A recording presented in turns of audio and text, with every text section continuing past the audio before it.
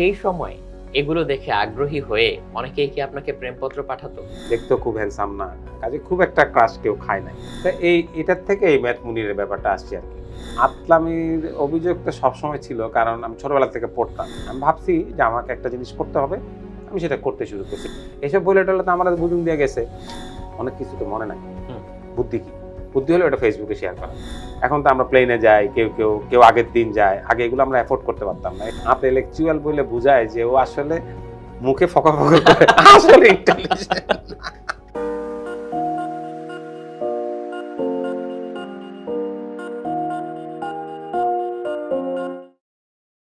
প্রিয় দর্শক, আসসালামু আলাইকুম। সবাইকে গল্পগ্রাফির সেকেন্ড সিজনের তৃতীয় পর্বে স্বাগত জানাচ্ছি। আমি রাতুল খান।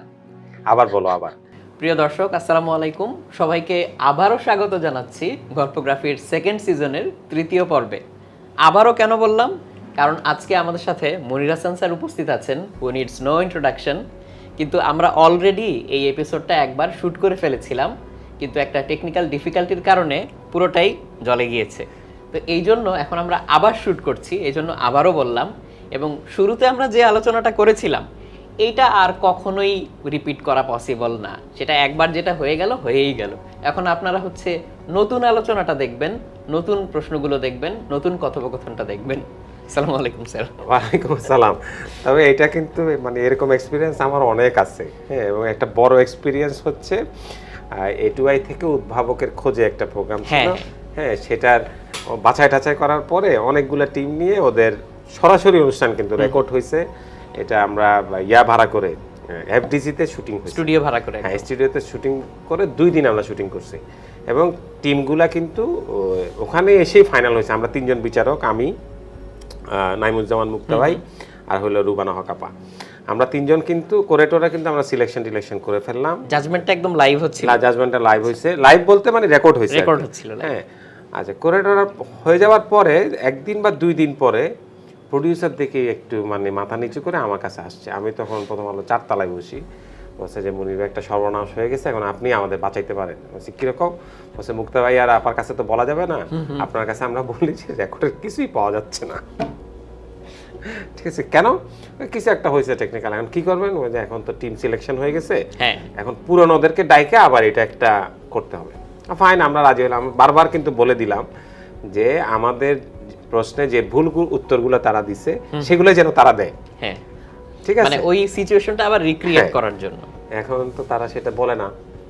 বাচ্চারা তো টের পাইছে যে এখন তো আমাকে আপনি কম নম্বর দিতে পারবেন না, আমি তো পর্দায় ঠিক প্রশ্ন করতেছি। হ্যাঁ, প্রথম এপিসোডটা করার পরে তখন আমরা কিছু করা আবার অফ রাখলাম, তারপর আবার নতুন প্রশ্ন বানাইলাম। ওদের জন্য আমাদের জাজমেন্ট আবার করতে হয়েছে, এবং এমনভাবে করতে হয়েছে যেন আগের দিন যে জিতছে সেই যেন আবার জিতে আসে আর কি। তাকে একই প্রশ্ন করছি, আর যে ফেল করছে তার জন্য নতুন করে প্রশ্ন করতে হয়েছে। টেকনিক্যাল কোনো সমস্যা থাকবে, বিশেষ করে ইঞ্জিনিয়াররা কাজ করলে এখানে এরকম হবেই। ওই যে মার্ফিজ ল যেটা বলে আর কি, if anything can go wrong it will go wrong. এটা আমরা আর বেশি না বলি দিলে এবার বলো স্যার, আপনি তো অনেক কিছু নিয়ে কাজ করেছেন, এবং বাংলাদেশ গণিত অলিম্পিয়াডের কথা বললে প্রথমে স্যারের কথাই কিন্তু মনে আসে।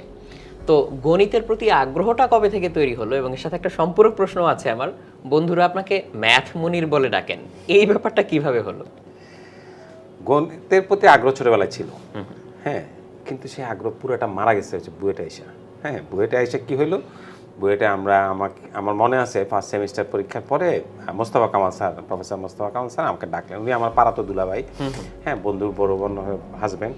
তা আমাকে ডাকে বললো যে তুই তো পাস করবি না বুয়েটে, অঙ্কে পাস করবি না। কেন? বলছে যে এখানে বসে বসে পরীক্ষার হলে তোর ডিমোইভার্স থিওরেম ডিরাইভ করতে বলছে কে? বললাম স্যার আমি তো মুখস্থ পারি না। বলছে মুখস্থ না পারলে তো হবে না, কারণ টাইমটা কিন্তু আমরা কিন্তু প্রশ্নে কত নম্বর এটা হিসাব করে কিন্তু আমরা প্রশ্ন করি না, আমরা হিসাব করি তুমি প্রশ্নটা কতক্ষণে সলভ করতে পারবা সেইটা ধরে। কাজে তুমি যদি ওই এখানে ডিরাইভ করো তুমি কিন্তু ম্যাথে পাস করতে পারবে না। এটা খুবই দুঃখ পাইলাম, বুঝলাম যে বুয়েটে ম্যাথ শেষ। এবং ইলেকট্রিক্যাল ইঞ্জিনিয়ার হিসাবে আমাদের 8,800 নম্বর মোট পড়তে হয়েছে, তার মধ্যে 3,200 নম্বর ম্যাথ ছিল কিন্তু।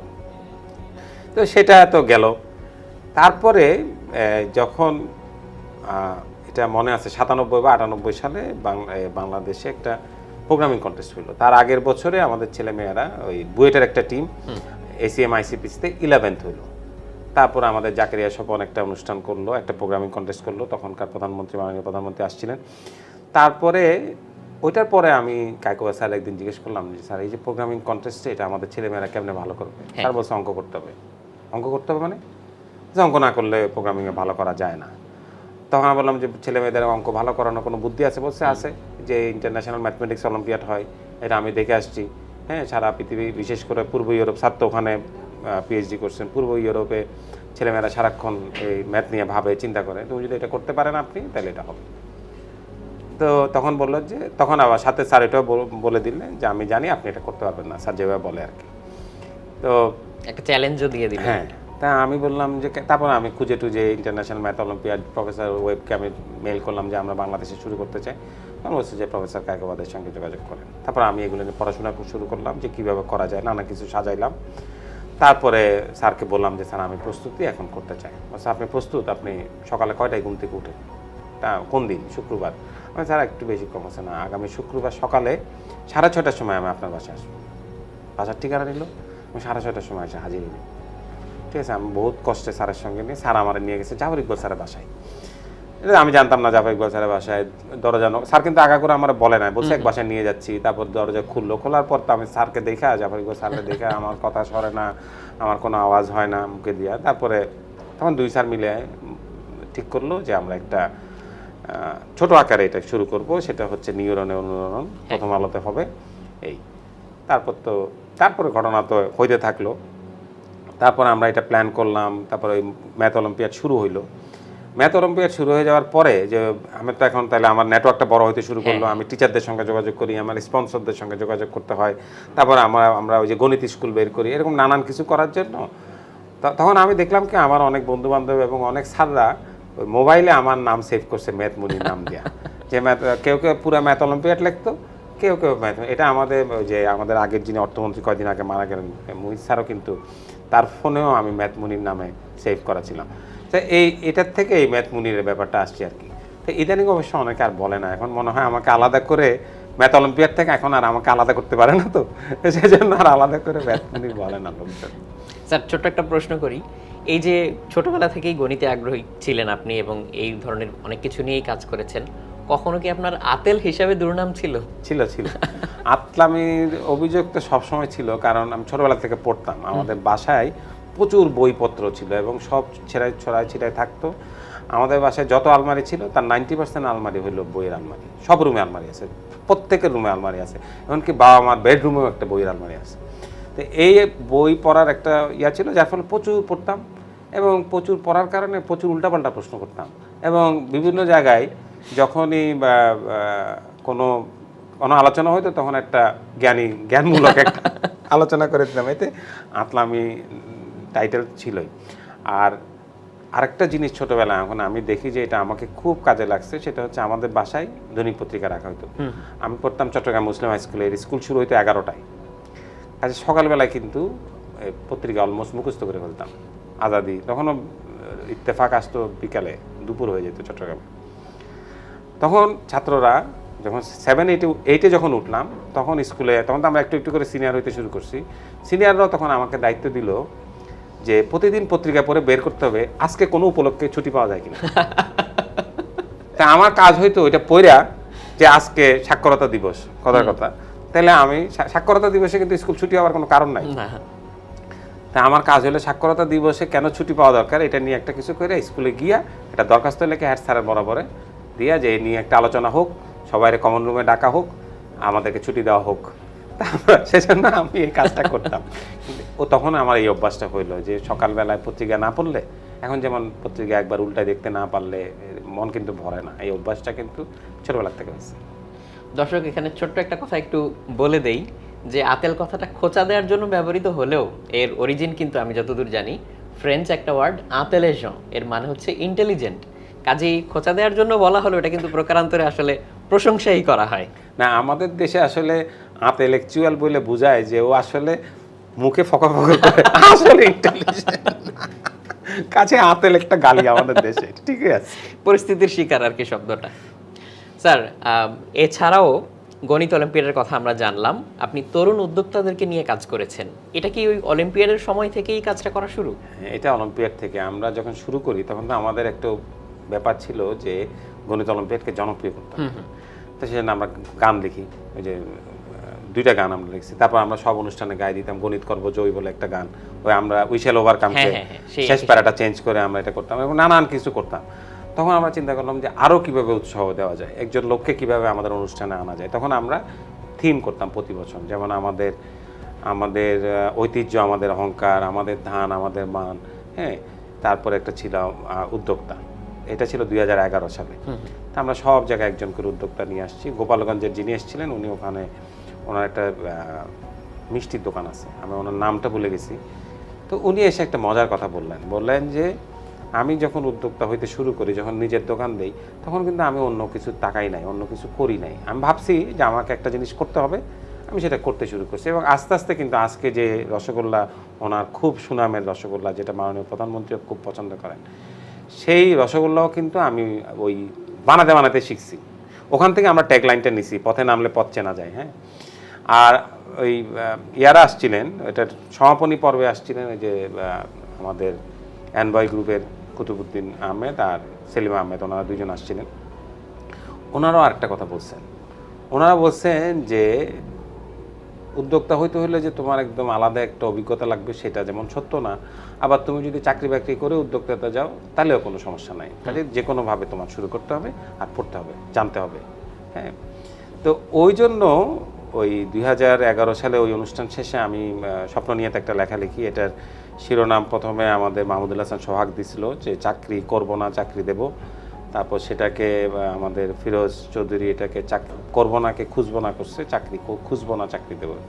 তো ওইটা প্রকাশ হওয়ার পরে আমরা একটা গ্রুপ করি, ফেসবুকে একটা গ্রুপ করি, আমি, সোহাগ আর হলো ওমর শিহাব, আমরা 3 জন এই গ্রুপে আছি। তারপর আমরা লোকজনকে জয়েন করতে বলি, শুরু করি। এবং এটা যখন শুরু হয়ে যায়, প্রথমে ধারণা ছিল যে আমাদের পক্ষে বেশি সময় দেওয়া সম্ভব না, আমরা শুধুমাত্র অনলাইনে ফেসবুকে কেউ কোনো প্রশ্ন করলে সেটা জবাব দিব। কিন্তু পরে আস্তে আস্তে দেখা গেল যে না, শুধু অনলাইনে কাজ হচ্ছে না, অফলাইনে অ্যাক্টিভিটি করতে হবে। তখন নানান কিছু করে এখন এটা আমার পার্ট অফ লাইফ হয়েছে, যে ম্যাথ অলিম্পিয়াডের মতো এন্টারপ্রেনারশিপ ডেভেলপমেন্টে এটা নিয়েও আমি এখন অনেক কাজ করার চেষ্টা করি, যদিও কিছু মনে হয় না। স্যার সময়ই বলে দিবে যে কত বড় কাজ হয়েছে। আমি স্যারের আরও 3টা বই পড়েছি, গ্রোথ হ্যাকিং মার্কেটিং, শরবতে বাজিমাত এবং ইমোশনাল মার্কেটিং। এই মার্কেটিং রিলেটেড বই লেখার আইডিয়াটা কোত্থেকে মাথায় আসলো? আচ্ছা, এটার একটা গল্প আছে, গল্পটা আমি মনে হয় গ্রোথ হ্যাকিং এর ইয়ার মধ্যে লিখছিও মনে হয়, ভূমিকার মধ্যে। সেটা হলো, তার আগে আমি ওই সব আমার মানে আমার বইয়ের জীবনের কাহিনীটা আমি লিখি। তো এটা বই হওয়ার পিছনে একটা গল্প আছে, সেটা হলো আদর্শের মাহবুব আছে না, আদর্শের মাহবুব একদিন আসলো, মিষ্টি টিষ্টি নিয়েই আসছে আমার প্রথম আলো অফিসে। আয়সা বললো যে আপনি যে 10 পর্বের বইয়ের কাহিনী লিখছেন, এটা তো সামনে পিছনে একটু জোড়া দিলে এটা একটা বই হয়ে যায়। ভাবলাম কেন? কয় যে এটাতে তো 27,000 শব্দ আছে, তারা আর কত লিখতে হবে? আর 3,000 শব্দ লিখতে হবে, ঠিক আছে। তা আমি এগ্রি করলাম, আর 3,000 শব্দ লিখলে 30,000 শব্দের বইটা হয়ে যায়, তাহলে আগে পিছিয়ে কিছু যোগ করতে হবে। সে তো আমার সঙ্গে এই চুক্তি করে চলে গেল, রাজি করায় চলে গেল। আমি দেখি কি ওখানে আছে 9,000 শব্দ, সে এটা 3 বার যোগ করছে, কইটা 27,000 বলে আমার বুঝুন দিয়ে গেছে, ঠিক আছে। এবং সে বলছে যে আপনার গল্পটার সঙ্গে আল মাহমুদের গল্পের একটা মিল আছে, আল মাহমুদের একটা তরঙ্গ নিয়ে আসছিল, আপনি একটা ক্যাম্ব্রিজের ব্যাগ নিয়ে ঢাকা শহরে আসছেন, এসব বলে টলে তো আমার বুঝুন দিয়ে গেছে। এখন আমি ভাবলাম যে আমি তো মুখে বলে ফেলছি, এখন একবার বললে তো এখন ফেরত পাওয়া না যায়। তখন আমি লিখতে শুরু করলাম। লেখার সময় আমি একটা জিনিস খেয়াল করলাম, অনেক কিছু তো মনে নাই। বুদ্ধি কি? বুদ্ধি হলো এটা ফেসবুকে শেয়ার করা। আমি ফেসবুকে শেয়ার করতে শুরু করলাম, একটা পর্ব লিখি, সেটা ফেসবুকে দিই। তখন স্কুলের পর্ব লিখি, তখন আমাকে সাজু এসে লেখে, এটা কী লেখছো, সেটা তো ঠিক হয় নাই, আমরা তো ডিসি অফিস ঘেরাও করছিলাম, আমরা তো জেলা প্রশাসকের ইয়াতে যাই নাই, অমুক জায়গায় না পাহাড়ে গেছিলাম, ওখানে অফিস ছিল। তা আমি দেখলাম এটা ভালো বুদ্ধি, আমি রেগুলার এটা বুয়েট টুয়েট সব কিছু আমি ওখানে লিখতে শুরু করলাম। তাতে হয়েছে কি অনেক কারেকশন হয়ে গেল, তারপর অনেক লোক আগে থেকে বইয়ের নাম জেনে গেল, ঠিক আছে। এবং এটার একটা বই পাবলিশ হওয়ার আগে একটা বাজার তৈরি হলো, এবং তারপর আমার আত্মজীবনীতে লোকে পড়ার কোনো কারণ নাই। এর আগ পর্যন্ত তো স্যার আমরা দেখতাম যে একজন লেখক হয়তো মোটামুটি গোপনেই একটা বই লেখেন, তারপর একদিন সকালে উনি বলেন, হ্যাঁ এটা তো হইলো, বই পাবলিশ হইলো। বই পাবলিশ হওয়ার পরে আমাকে 2-3 জন লোক বললো, আচ্ছা আপনি কি গ্রোথ হ্যাকিং মার্কেটিং সম্পর্কে জানেন? এখন ভাই এটা তো জানি না। বলছে আপনি বই পড়ার জন্য যে কাজটা করছেন এটাই গ্রোথ হ্যাকিং মার্কেটিং। তাহলে এটা সম্পর্কে আমি কেমনে জানতে পারবো? স্যার রায়ান হলিডের একটা বই আছে, আপনি এটা পড়েন। তা আমি বইটা আইনা দেখে অদ্ভুত, এটার ভূমিকা হলো অনেক বড়, মূল বই হলো 40 পৃষ্ঠার মতো, আর ওই বইয়ের জিনিস উনি কীভাবে অ্যাপ্লাই করছেন সেটা আরও 40 পৃষ্ঠার মতো, মোট মিলে 100 পৃষ্ঠার বই। তাই আমি বললাম যে তাইলে এটা যেহেতু আমার সঙ্গে মিলে আমি এটা করি। আর এটার পিছনের আরেকটা কারণ হলো আমাদের উদ্যোক্তারা কিন্তু তখন আমাকে বলতো যে একটা সহজ মার্কেটিংয়ের বই, যেখানে থিওরি নাই, মার্কেটিংয়ের থিওরি 4P 7P এসব নাই, কিন্তু আমাদের কাজে লাগবে এরকম একটা বই তো আমরা পাই না। এটা তখন আমি এই রায়ান হলিডের বইটা সামনে রেখে আমার অভিজ্ঞতার আলোকে এই গ্রোথ হ্যাকিং মার্কেটিংটা লিখছি। তো আমার কাছে এখন মনে হয় যে তারপর আমি ইমোশনাল মার্কেটিং লিখছি, শরবতে বাজিমাত লিখছি। হ্যাঁ, এখন আমার মনে হয় যে আমার আর মার্কেটিংয়ে বই লিখতে হবে না, কারণ এই বইগুলোর কারণে এখন অনেক প্রকাশক মার্কেটিংয়ের বই লেখে। যেমন আমাদের গালিব বিন মোহাম্মদের ঠিক বেটিং মার্কেটিং, উনি যে ওনার এক্সপিরিয়েন্সটা লিখছেন, কিন্তু ওনার অনেকগুলো অভিজ্ঞতা, উনি এগুলো ফেসবুকে লিখতেন, সেগুলো কম্পাইল করে বই আকারে হয়েছে। তাহলে কিন্তু প্র্যাকটিশনারদের চিন্তাটা পাওয়া গেল। যেমন এই বছর একটা বই আদর্শ থেকে বেরোয়েছে, আমার খুব প্রিয় মানুষ কাজী এম মোর্শেদ, তার একটা সেলসম্যানের ডায়েরি, তার 50টা অভিজ্ঞতা। সে তো ভালো সেলার ছিল, কিন্তু এখনও আছে। তার মতো আইটি প্রোডাক্ট বিক্রি করার লোক বাংলাদেশে নাই। তো ও তার অভিজ্ঞতাগুলো লিখছে। তো এখন আমার কাছে মনে হচ্ছে যে আমার আর মার্কেটিংয়ে বই লিখতে হবে না। আমার উদ্যোক্তাদের জন্য এখন প্রচুর মার্কেটিংয়ের বই। আমার ধারণা যে এটা হয়তো রকমারি লিস্টও থাকে, টপ লিস্টে থাকে মার্কেটিংয়ের বই, ছেলেমেয়েরা পড়ে এবং সেটা তাদের কাজে লাগে। আমার উদ্দেশ্য একটা অনেক বড় প্লাস পয়েন্ট আমি দর্শকদের সাথে শেয়ার করতে পারি, সেটা হচ্ছে এমনিতে যে বাইরের বইগুলো, রায়ান হলিডের বই বা অন্য যে বইগুলো, হ্যাপি আলাদিনের বই, এগুলোর মধ্যে যে কেস স্টাডিগুলো থাকে সেগুলোর সাথে আমাদের পাঠক কিন্তু অনেক সময় রিলেট করতে পারে না, কারণ ওইখানে সমাজ বাস্তবতা একরকম, আমাদের এখানে আরেক রকম। এই রিলেটেবল এক্সাম্পলগুলো বা এই কেস স্টাডিগুলো, এগুলো অনেককে হয়তো জিনিসটা বুঝতে অনেক হেল্প করবে। হ্যাঁ, এগুলো যেমন ধরো ইমোশনাল মার্কেটিং লিখতে গিয়ে আমি ভাবলাম যে আমাদের দেশের এক্সাম্পল দিতে হবে। সেই জন্য আমাকে অনেক দিন খাটতে হয়েছে এই বইটা তৈরি করতে, প্রচুর সময় দিতে হয়েছে। আর ওই গ্রোথ হ্যাকিং লেখার সময় তো আমি বইটা চোতাবাজি করতে পারছি, তাই না? যে রায়ান হলিডে সামনে রাখছি, তারপরে নিজেরগুলো যোগ করছি, এটা করছি, ওনার উদাহরণগুলো নিছি, আরও কিছু। ইমোশনাল মার্কেটিংয়ে তো আমার হাতে এরকম কোনো বই ছিল না, সেই কারণে ওইটা কিন্তু একটু কষ্ট করেই লিখতে হয়েছে। কিন্তু আমার কাছে এখন মনে হয় যে আমার আর মার্কেটিংয়ে বই না লিখলেও হবে। এখন এটা গালিব লিখবে, এখন এটা মুর্শেদ লিখবে, এখন আমাদের ওই যে অনুপম লিখবে, ওদের লিখলেই হবে আমার মার্কেটিং। আমি এখন অন্যদিকে, আমি এখন ধরো লেখালেখির ক্ষেত্রে আমি এখন চিন্তা করতেছি, যেমন বাংলাদেশের কেস স্টাডিগুলো লিখবো। আমি 2টা বই নিয়ে কাজ করতেছি। একটা হলো বাংলাদেশে যাদের হাতে প্রাইভেট সেক্টরে বিকাশ হয়েছে, ঠিক আছে, এই 50 জনকে নিয়ে কিন্তু প্রথম আলো একটা কাজ করছে ওয়ালটনের, যেখানে আমাদের সোহাগের গল্প আছে। সোহাগের গল্পটা আমার লেখা। সোহাগরা তো এই সময়কার। তো আমার 2টা প্ল্যান, একটা হলো এই সময়ের যারা উদ্যোক্তা, এই মাহমুদুল হাসান সোহাগ, তানিয়া ওয়াহাব, হ্যাঁ, এরকম যারা উদ্যোক্তা, তাদের নিয়ে একটা বই লেখা, প্রত্যেকের গল্পগুলো থাকবে। আরেকটা লিখতেছি আমি এখন, যেটা একটু অনেক গবেষণা করে লিখতে হচ্ছে, সেটা হচ্ছে বাংলাদেশে কিভাবে প্রাইভেট সেক্টরটা বিকাশ করলো। তোমার যদি সময় থাকে তাহলে আমি 2টা উদাহরণ দিতে চাই। আমরা যেমন কথায় কথা বলি না, সিলিকন ভ্যালির উদাহরণ দিই। সিলিকন ভ্যালিতে কি হয়, ইন্ডাস্ট্রির সঙ্গে একাডেমির একটা সম্পর্ক, প্রফেসররা গিয়ে কোম্পানি খুলে। তা আমি খুঁজে বের করলাম এই উদাহরণ কিন্তু আমাদের সিলিকন ভ্যালির 70 বছর আগের বাংলাদেশে এই উদাহরণ তৈরি হয়েছে। তখন তো একসঙ্গে বাংলায়, অবিভক্ত বাংলায়। প্রেসিডেন্সি কলেজের শিক্ষক ছিলেন হচ্ছে আচার্য প্রফুল্লচন্দ্র রায়। উনি কিন্তু বাংলাদেশের প্রথম প্রাইভেট কোম্পানিটা করা, প্রাইভেট লিমিটেড কোম্পানিটা উনি করছেন, বেঙ্গল কেমিক্যালের। আচ্ছা, ঠিক আছে। উনি R&D করতেন, প্রেসিডেন্সির যে বিল্ডিংয়ে উনি থাকতেন, উনি তো বিয়ে শাদী করেন, কলেজেই থাকতেন, কলেজে একটা রুম, ওখানে R&D করতেন, আরেকটা বাসায় ওনার অফিস ছিল, এবং উনি নিজে কিন্তু এক্সপেরিমেন্ট করতেন। Same thing, Silicon Valley model বলে আমরা যেটা বলি, সেটা কিন্তু আমাদের মডেল, কিন্তু আমরা এটাকে টেনে নিতে পারি নাই। সো এটা একটা জিনিস। আরেকটা জিনিস হলো যে আমাদের দেশের ট্যালেন্টেড লোকজনরা কীভাবে, যেমন বাংলাদেশে ব্যাংক কীভাবে হইল, ঠিক আছে। এটা 1953 সালে আমাদের একে খান, উনি ন্যাশনাল কটন মিল করতে চাইলেন। ন্যাশনাল কটন মিল করতে গেলে ওনার টাকা দরকার, ওনার তো একটা পুঁজি আছে, কিন্তু রোলিং টাকা কই পাবেন? তখন তো সব পশ্চিম পাকিস্তানি ব্যাংক, তারা কেউ তাকে টাকা দিবে না, এটা উনি ডিসাইডেড। তখন উনি অনেক কষ্টে কিন্তু এটা করছেন। তারপর থেকে ওনার মাথায় আসছে যে একটা ব্যাংক কিন্তু বাংলাদেশে করতে হবে, তখনকার পূর্ব পাকিস্তানে করতে হবে। এবং উনি বুঝলেন যে ব্যাংক করাটা ওনার কাজ না, উনি পারবেন না, ঠিক আছে। He is looking for someone. এবং খুঁজতে খুঁজতে উনি পাইলেন যে এমআর সিদ্দিকীকে পাইলেন। মোস্তাফিজুর রহমান সিদ্দিকী হচ্ছেন আমাদের স্বাধীনতার পরে প্রথম শিল্পমন্ত্রী কিন্তু। আর আইয়ুব খানের আমলে একে খান শিল্পমন্ত্রী হলেন 1958-এ, হয়ে উনি একটা শিল্পনীতি করলেন যেখানে লেখছেন যে কেউ ব্যাংক করতে পারবে। তারপরে উনি ওই ততদিনে কিন্তু এমআরসি থেকে ওনার মেয়ের জামাই, ঠিক আছে, তারা বলছে যে তুমি ব্যাংক করতে লাগো। তখন উনি একে খান, এমআর সিদ্দিকী, ওয়ার নিজাম, ওনারা মিলে ইস্টার্ন মার্কেন্টাইল ব্যাংক করছেন, যেটা এখন পূবালী ব্যাংক নামে পরিচিত। তো এই গল্পগুলো খুবই ইন্টারেস্টিং, কিন্তু যে আমাদের দেশে কিভাবে পুঁজির গঠনটা হইলো, কিভাবে হইলো, বেসরকারি খাত হইলো, এটা নিয়ে একটা বই লিখতেছি। এটা আশা করি আগামী বইমেলা বের হবে। আর আমাদের উদ্যোক্তাদের নিয়ে একটা বই লিখতেছি। আর আমার তো কিছু সিরিজ কাজ আছে, $1 বিলিয়ন, আরও $1 বিলিয়ন, আরও $1 বিলিয়ন এই বছর বের হয়ে যাবে। বইমেলা পর্যন্ত অপেক্ষা করবো না। আমরাও সেই অপেক্ষায় থাকলাম। এবারে আমি একটু ক্যামেরা ক্রুদের প্রতি দৃষ্টি আকর্ষণ করছি। ফাহিম, সীমান্ত, হিমেলদা, এখন আমরা স্যারকে এমন একটা প্রশ্ন করব, এটা আমি কোনোভাবেই চাচ্ছি না যে এইবার ক্যামেরায় কোনো ভজঘট হোক। স্যার, আপনি তো তরুণ বয়সেই অনেক কিছুর সাথে যুক্ত ছিলেন। সেই সময় এগুলো দেখে আগ্রহী হয়ে অনেকেই কি আপনাকে প্রেমপত্র পাঠাতো? না রে, এই দুঃখের কথা তো এখানে বল ঠিক না। আমি পড়ছি চট্টগ্রাম কলেজে। চট্টগ্রাম কলেজে স্যাররা প্রথমে ক্লাসে ঢুকতেন, তারপর মেয়েরা আইসা বসতেন, কাজে কোনো আলাপের সুযোগ নাই। ক্লাস শেষ হইতো, স্যার দাঁড়ায় থাকতেন, মেয়েরা বের হইতো, মেয়েরা কমন রুমের দিকে রওনা দিত, তারপর স্যার বের হইতেন। মানে যোগাযোগের কোনো উপায় নাই। কাজেই চিরাং কলেজে 2-1টা পছন্দ যে হয় নাই তা না, কিন্তু কোনো যোগাযোগ করতে পারি নাই, ঠিক আছে। বুয়েটাতে আইসা পড়ছি। বুয়েটে আসার পরে সবাই বলে দিচ্ছে যে ক্লাসমেটদের দিকে তাকানো যাবে না, কারণ ওদেরকে বিয়ে করে স্যাররা।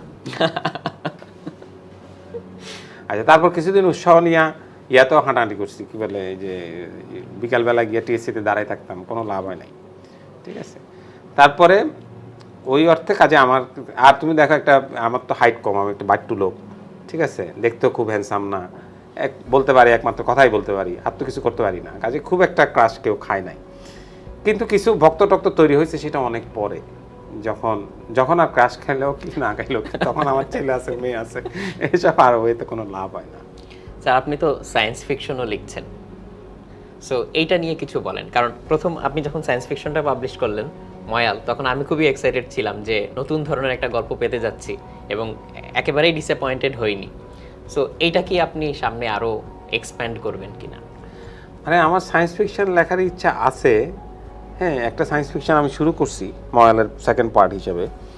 ঝামেলাটা হইলো, আমি ময়াল নিয়ে আমার তো আবার একটা সিস্টেম আছে, যে আর্লি রিডাররা আছে, হ্যাঁ, তারপরে আমার রিভিউয়াররা আছে, এরা সবাই ময়াল নিয়ে আমার যে অভিযোগটা করছে সেটা হচ্ছে যে আপনি শুরুর দিকে যত ডিটেইলে থাকেন, শেষের দিকে মনে হয় যে বুয়েটের পরীক্ষা তাড়াতাড়ি করে শেষ করতে হবে, আপনি এটা তাড়াতাড়ি শেষ করে ফেলেন। এই অভিযোগটা কিন্তু আমারও, হ্যাঁ, যার ফলে ওই জিনিসটা হয় না।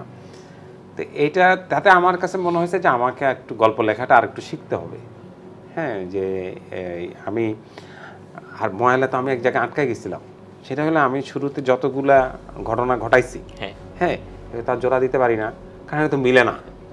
হ্যাঁ, একটা কুকুর বেড়াল আইসা মারামারি করতেছে কেন, সেটার সঙ্গে দুইজন ওই জেনেটিক ইঞ্জিনিয়ারিংয়ের কী সম্পর্ক, হ্যাঁ, ঘ্রাণের সাথে ইয়ার কী সম্পর্ক, তো এইগুলা।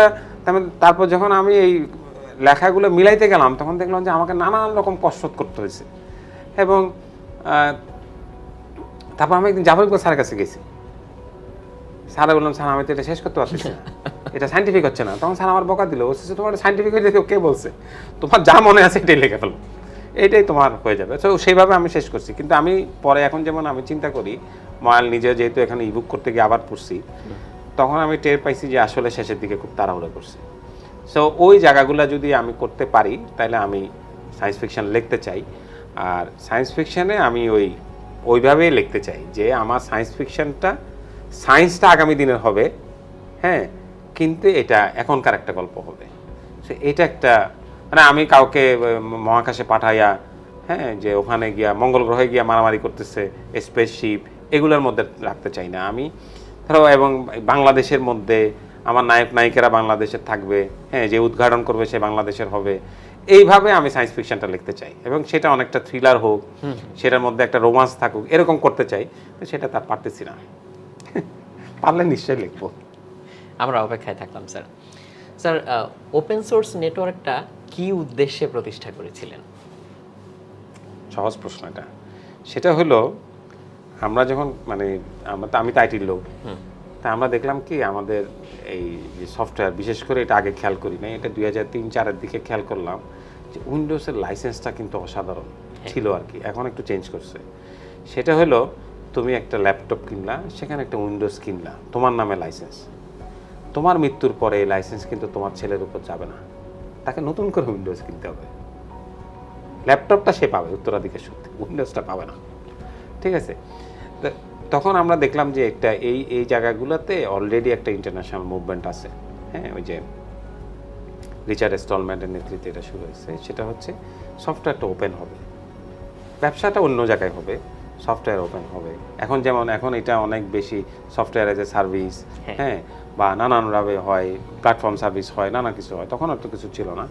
এবং সেইটা আমরা ভাবলাম যে আমাদের দেশে তো আসলে উইন্ডোজ কেনা, সফটওয়্যার কেনা এগুলো খুবই কঠিন কাজ হবে যদি আমরা টাকা পয়সা দিয়ে কিনি। তখন একটা আমাদের আশঙ্কা ছিল, এখন তো আমরা অনেক বছর পর্যন্ত ইয়াটা পাচ্ছি, ওই যে তৃতীয় বিশ্বের দেশ হিসাবে ওই ইন্টেলেকচুয়াল প্রপার্টি উইপর যে আছে, এগুলো অনেক জায়গায় ছাড় আছে, তো ওইটা তাড়াতাড়ি শেষ হয়ে যাওয়ার কথা ছিল। তখন আমরা ভাবলাম যে তাহলে আমাদের ছেলে মেয়েদেরকে দ্রুত গতিতে এমন জায়গায় নিয়ে যেতে হবে, আমরা এমন সফটওয়্যার ব্যবহার করব যেটার জন্য টাকা দিতে হয় না, আবার যেটা আমি চেঞ্জ করতে পারি।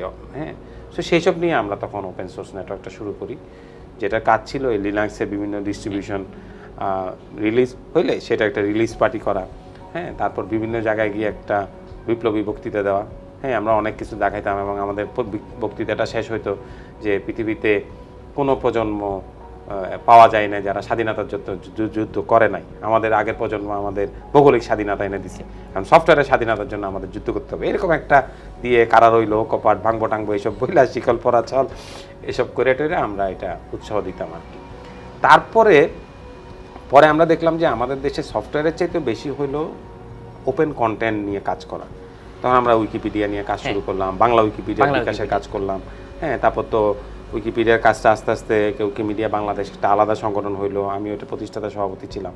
তারপর ওটা তো এখন আমরা বাংলাদেশ ওপেন সোর্স নেটওয়ার্ক থেকে যেটা করি সেটা হচ্ছে আমরা এরকম নানান জিনিস নিয়ে কাজ করি যেগুলা ফিলোসফিক্যালি ওপেন সোর্স, মানে ওপেন বাংলাদেশ। সেজন্য এটা কিন্তু Bangladesh open source software network না, কিন্তু বাংলাদেশ ওপেন সোর্স নেটওয়ার্ক, মানে মুক্ত চিন্তা, মুক্ত দর্শন এগুলা। যেমন ধরো, সেজন্য তুমি যদি আমার বইটা দেখো, ওই যে বিজ্ঞানীদের নিয়ে যে বইটা, ওইটা কিন্তু জগদীশচন্দ্র বসুকে দিয়ে শুরু, এবং ওনার প্রথম লাইন, ওনার হেডিংটা কি, মুক্ত দর্শনের বিজ্ঞানী, এবং ওনার কিন্তু সেম ফিলোসফি যে আমি যদি একটা জিনিস করি তাহলে সেটা সবার জন্য জানতে হবে। কিন্তু সায়েন্টিস্টরা এইভাবে কাজ করে, সায়েন্টিস্টরা যখনই একটা জিনিস করে তখন সেটা পেপার পাবলিশ করে, প্যাটেন্ট করে না। কিন্তু কিছু লোক আছে যারা প্যাটেন্টের দান্দায় থাকে, ওটা আলাদা, কিন্তু বেশিরভাগ লোক কিন্তু এই পাবলিশ করে ফেলে।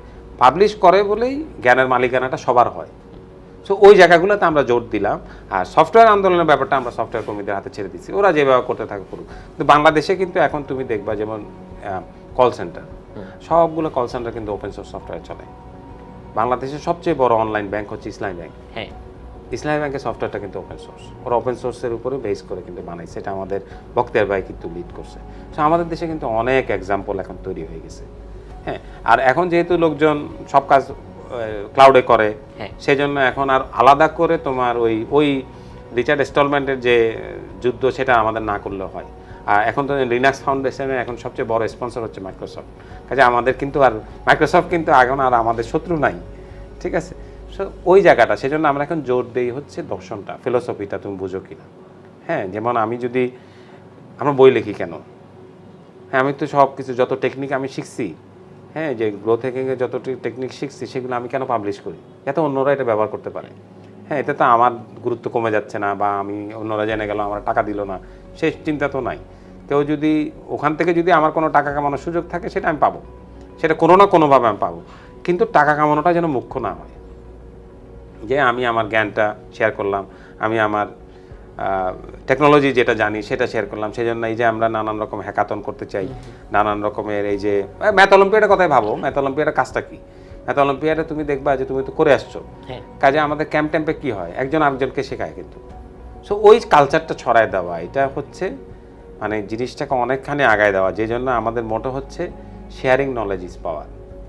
আগে আমরা বলতাম নলেজ ইজ পাওয়ার, এখন আমরা বলছি শেয়ারিং নলেজ ইজ পাওয়ার। তুমি যত বেশি শেয়ার করবা তত মানুষের কাজে লাগবে। এটা স্যার আমি প্র্যাকটিক্যাল এক্সপিরিয়েন্স থেকেও বলতে পারি যে তখন নিজে নিজে বা টিচারদের সাহায্য নিয়ে ম্যাথ সম্পর্কে যতটুকু জানতাম, বাট ওইখানে গিয়ে একজন আরেকজনের সাথে যখন আলোচনা হয় তখন কিন্তু খুব মানে র্যাপিড লেভেলে হচ্ছে এই জিনিসগুলো জানা যায়, নিজের মধ্যে আয়ত্ত করা যায়, কারণ কমিউনিকেশনটা ওই লেভেলে হয়। না, এটা তো তোমার জানা কথা, তুমি পিয়ারদের কাছ থেকে সবচেয়ে বেশি শিখবা, হ্যাঁ, এবং টিচারদের কাছ থেকে সবচেয়ে কম শিখবা। এটা তো সারা দুনিয়াতে। সেজন্য কিন্তু যেমন ধরো এই গণিত নিয়ে আমরা এখন সরকারি প্রাইমারি স্কুলগুলোতে আমরা কাজ করেছি এবং নতুন একটা সিস্টেম ডেভেলপ করে দিছি, যেখানে আমরা এই পিয়ার এবং অ্যাক্টিভিটি বেস লার্নিংটাতে জোর দিছি। এবং এখন কিন্তু আমরা যেসব জায়গায় পাইলট করছি, যেসব জায়গায় এটা ছড়িয়ে পড়ছে, সেটা কিন্তু আমরা দেখি যে এই কাজটা অনেকখানি হয়েছে। হ্যাঁ, এবং এগুলো নিয়ে তো আমি একটা বইও লিখছি, হ্যাঁ, যে প্রাথমিক গণিতের ভিত্তি।